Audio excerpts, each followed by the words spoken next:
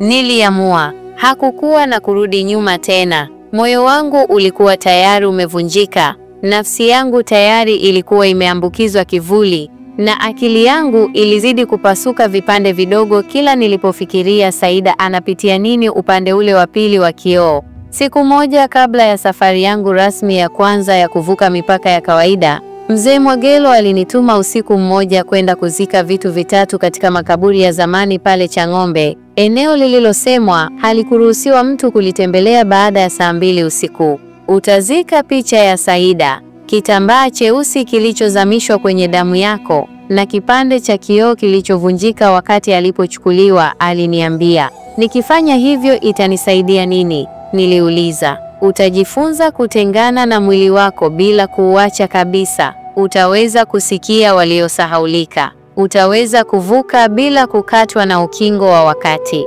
Sikuelewa, lakini nilitii. Usiku huo, nilienda. Makaburi yale yalikuwa kimya kuliko kaburi lenyewe. Hewa ilikuwa nzito, kana kwamba kila unayevuta inaleta kumbukumbu za mauti. Nilichimba, nikazika vitu hivyo pale chini ya mti mmoja mkubwa wa mkungu. Halafu nikasikia sauti kutoka nyuma yangu. Kwa nini unamtafuta? Yeye hakuja kwako kwa bahati. Alitumwa. Hakukupenda mwanzo. Niligeuka kwa haraka. Mtu mmoja mfupi sana, akiwa na ngozi nyeusi iliyokunjamana kama mti wa zamani, alinitazama. Macho yake yalikuwa meupe kabisa, bila mboni. Unamdanganya nani? Tangu lini mapenzi ya kweli yakawa sababu ya kuokoka? Aliuliza huku akitembea kuelekea kwangu. Nilishindwa kusogea. Mguu ulikataa. Moyo ukapiga mwendo wa vita. Ulipaswa kufa miaka 5 iliyopita, lakini ulinusurika ajali ile kwa sababu mtu alikuokoa kwa gharama yake. Unajua nani? Sikujua. Nikatetemeka. Ni yeye, Saida. Lakini kulikuwa na mkataba. Waliomfunga walikubali kukupa maisha, ila kwa muda tu. Ndipo nikasikia mlio mkubwa wa kupasuka kwa ardhi chini ya miguu yangu, na ghafla nikaanguka. Nikazama kwenye giza. Nilipoamka sikuwa duniani. Nilikuwa sehemu yenye anga la kijivu, dunia bila rangi, bila miale ya jua wala mwezi. Kulikuwa na milango mingi, milango ya mbao, ya chuma, ya kioo, hata ya udongo. Kila mlango ulikuwa na alama ya tofauti juu yake. Ilikuwa kama soko la ulimwengu wa roho, na kila mlango ulilia kama mtu anayelia kwa ndimi ya upepo.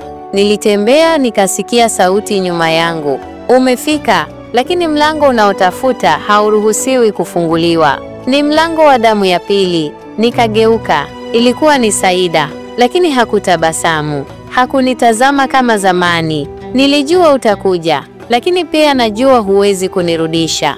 Nitaweza, nitakutoa. Ukijaribu, mtu mwingine atachukuliwa badala yangu. Hata iwe nani, nitakubali. Uko tayari kuutoa moyo wako mwenyewe kwa ajili ya mtu ambaye hakupaswa kukuona kamwe? Ndiyo. Akanitazama. Safari hii macho yake yakageuka kuwa ya zamani. Upendo ukarejea kwa sekunde chache. Kisha akaniambia kwa sauti ya huzuni, basi jiandae. Mlango wa damu ya pili ni mlango wa yule uliyemsahau kabisa, yule uliyemchukulia poa, yule uliyemuumiza.